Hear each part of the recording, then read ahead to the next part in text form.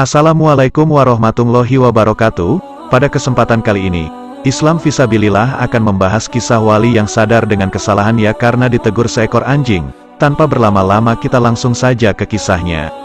Assalamualaikum warahmatullahi wabarakatuh. Nabi Nuh adalah salah satu Nabi Ulul Azmi, yakni gelar khusus bagi utusan Allah yang tabah dalam berdakwah, dan menghadapi pembangkangan kaumnya. Ada 5 Nabi yang bergelar Ulul Azmi, mereka adalah Nabi Ibrahim, Nabi Musa, Nabi Nuh, Nabi Isa, dan Nabi Muhammad. Diriwayatkan oleh Muhammad bin Hamad ibnu Iyas al-Misri dalam kitab Badai Az-Zuhur fi al-Wakai, Al-Duhur, tentang kisah Nabi Nuh dan seekor anjing. Dalam kitab itu Imam Kisai berkata, bahwa nama asli Nabi Nuh adalah Abdul Ghaffar atau Yasikur. Namun nama itu berubah karena suatu ketika Nabi Nuh bertemu dengan seekor anjing yang sangat aneh. Anjing tersebut memiliki wajah yang teramat buruk dan memiliki 4 buah mata. Lantas terbesit di dalam hati Nabi Nuh, untuk menilai kondisi anjing itu. Jelek sekali rupa hewan ini, seperti itulah kalimat yang ada di batin sang Nabi. Namun secara tidak terduga dengan izin Allah subhanahu wa ta'ala anjing itu dapat mengetahui isi hati sang Nabi. Bahkan anjing itu mampu berbicara atas izin Allah subhanahu wa ta'ala. Lantas anjing itu berkata kepada Nabi Nuh, "Wahai makhluk yang sempurna, bukankah aku tidak memiliki daya untuk memilih ingin diciptakan seperti apa? Aku pun tak ingin diciptakan seperti ini. Akan tetapi aku hanyalah makhluk yang sama sepertimu. Tidaklah yang menciptakan kita adalah Allah." Di dalam riwayat As-Sadi dikatakan anjing itu berkata kepada sang Nabi, "Abdul Ghaffar, apakah engkau menghina ciptaan ataukah engkau menghina pencipta?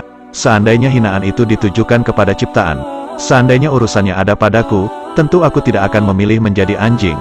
Dan seandainya hinaan itu ditujukan kepada pencipta, maka sesungguhnya dia tidak berhak mendapat hinaan karena Allah subhanahu wa ta'ala melakukan apa yang ia kehendaki." Ia mendengar ucapan anjing itu, Nabi Nuh merasa menyesal karena telah memiliki pikiran negatif terhadap makhluk ciptaan Allah. Nabi Nuh merasa telah berbuat dosa teramat besar, karena tanpa sengaja telah merendahkan Allah dengan menghina makhluk ciptaannya. Semenjak saat itulah nama Abdul Ghaffar atau Yasikur berubah menjadi Nuh.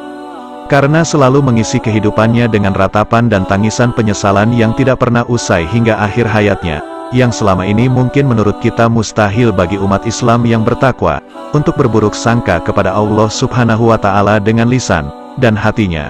Dari kisah ini kita mengetahui bahwa memandang hina makhluk ciptaan Allah subhanahu wa ta'ala, sama halnya berburuk sangka kepada Allah subhanahu wa ta'ala. Semoga kita dapat menjaga lisan dan hati kita dan memandang baik segala makhluk ciptaan Allah subhanahu wa ta'ala. Kisah yang hampir serupa juga pernah dialami oleh seorang wali Allah yang bernama Syekh Abu Yazid Al-Bustami. Kisah Syekh Abu Yazid Al-Bustami dan seekor anjing adalah salah satu dari banyak kisah hikmah yang menyadarkan kita tentang hakikat pensucian hati. Yazid merupakan seorang ulama sufi abad ketiga Hijriah, berkebangsaan Persia. Beliau lahir tahun 188 Hijriah, dan bernama kecil Taifur. Saat remaja, Syekh Abu Yazid telah mendalami Al-Quran dan hadis Nabi.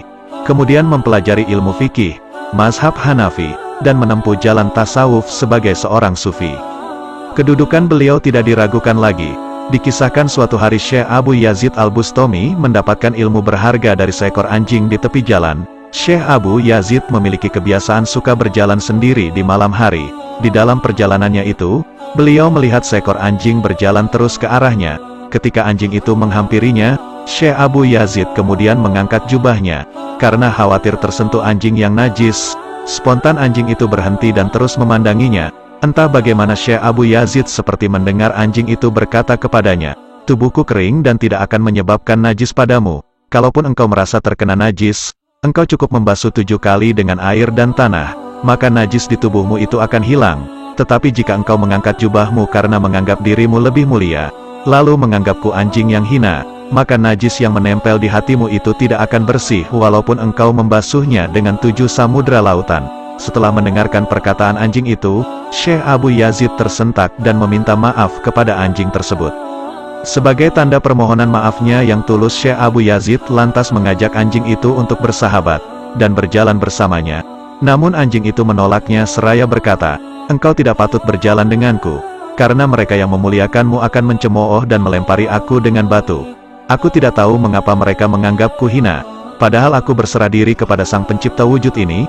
Lihatlah aku yang tidak menyimpan dan membawa sebuah tulang pun. sedangkan engkau masih menyimpan sekarung gandum, kata anjing itu sambil pergi meninggalkan Syekh Abu Yazid. Syekh Yazid pun terdiam dan berkata, "Wahai Allah Tuhanku, untuk berjalan dengan seekor anjing ciptaanmu saja aku tidak layak. Bagaimana aku merasa layak berjalan di jalanmu? Ampunilah aku dan sucikanlah hatiku dari segala kotoran." Sejak peristiwa itu Syekh Abu Yazid senantiasa memuliakan dan mengasihi semua makhluk Allah tanpa membeda-bedakan apakah ia membawa najis ataupun tidak. Kisah ini mengingatkan kita sebuah pesan indah yang difirmankan Allah Ta'ala dalam Al-Quran.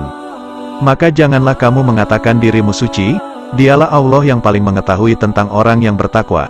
Quran Surah An-Najm. Syekh Abu Yazid wafat pada tahun 261 Hijriah. Ada yang menyebutkan pada tahun 264 Hijriah. Makam beliau terletak di pusat kota Bistami Bustom yang banyak diziarahi para umat Islam. Sebuah kubah didirikan di atas makamnya, atas perintah Sultan Mongol bernama Muhammad Hudabanda, seorang sultan yang berguru kepada Syekh Saraf al-Din, keturunan Syekh Abu Yazid pada tahun 713 Hijriah. Alhamdulillah saudara seiman, semoga kisah ini dapat menambah ilmu dan menambah ketakwaan kita kepada Allah Subhanahu wa Ta'ala. Assalamualaikum warahmatullahi wabarakatuh.